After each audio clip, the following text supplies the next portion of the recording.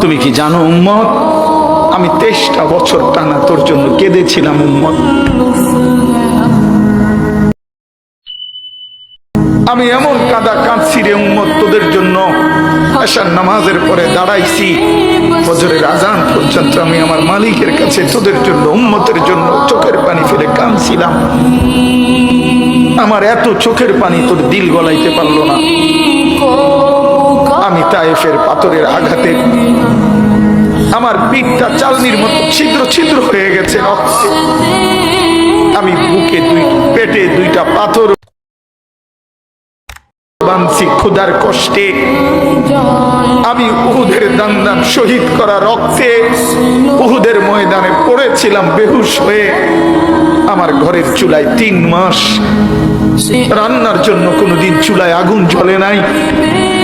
আমার এত চোখের পানি, এত রক্ত, এত ক্ষুধার কষ্ট, কিছুই তোর মন গলাইতে পারলো না, তোরে সেজদা দিতে পারলো না।